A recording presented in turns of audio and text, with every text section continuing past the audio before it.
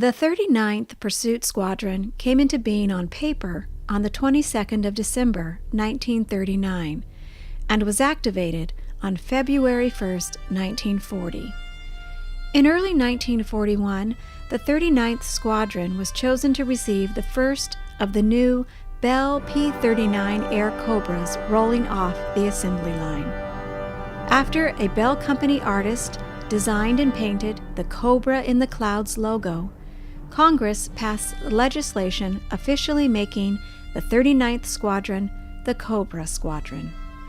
In April 1941, pilots Robert Farreau, Jake Wilson, and Donald J. Green were chosen to serve as observers in the Battle of Britain. While in Europe, they did not just observe, but also flew both Spitfires and Hurricanes in combat missions with the Polish wing of the Royal Air Force. Later that same year, the 39th Squadron was moved from Selfridge Field, Michigan, to their new post at Bear Field, Indiana.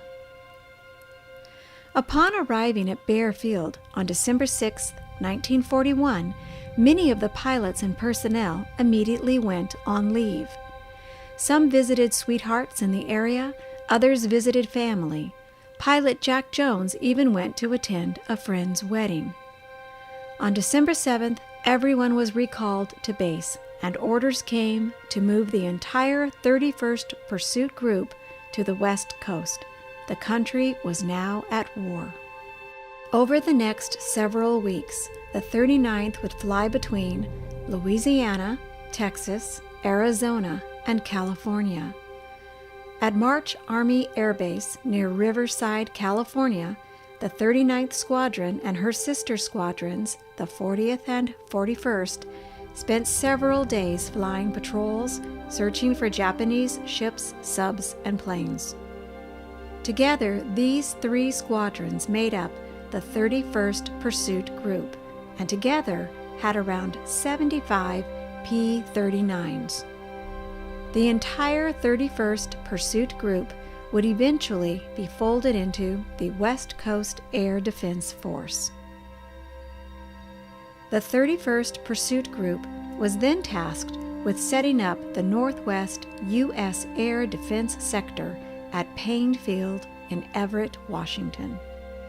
Their purpose was to patrol the northwest coastal areas of the U.S. and Canada. As part of this venture, the 39th Squadron was to be stationed at the recently constructed airfield in Bellingham, Washington. Traveling from California, bad weather forced the squadron to fly an indirect route through Nevada, Idaho, and Oregon before arriving in Everett, Washington. Because the Bellingham airfield was not ready to accommodate the entire 39th Squadron, only the B and C flights initially flew to Bellingham, with the rest meant to follow once there was more room. However, when the first members of the 39th Squadron arrived in Bellingham on December 25, 1941, they were informed that construction at the airfield had been suspended indefinitely, and that what they saw was what they were going to get. Upon arrival, the officers of the 39th Squadron were taken to the Bellingham Hotel, where they received a warm welcome from hotel staff and city leaders. The officers and senior non-commissioned officers were to stay at the hotel, while other personnel were to stay at either the airfield or the local high school gym. The people of Bellingham rose to the occasion and welcomed the members of the 39th into their hearts and homes and gave the pilots an actual Christmas. Donald J. Green remembers, "The wonderful people of Bellingham turned out in force and opened their arms to us bedraggled pilots during all the time we were in their fair city. We had rooms and meals at the Bellingham Hotel under the loving care of John O'Rourke and his delightful wife."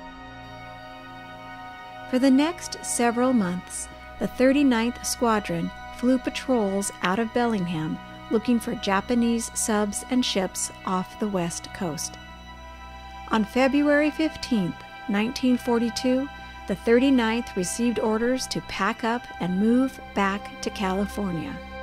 Once there, they would commence the 25-day journey across the ocean to Brisbane, Australia, and into combat in the Pacific.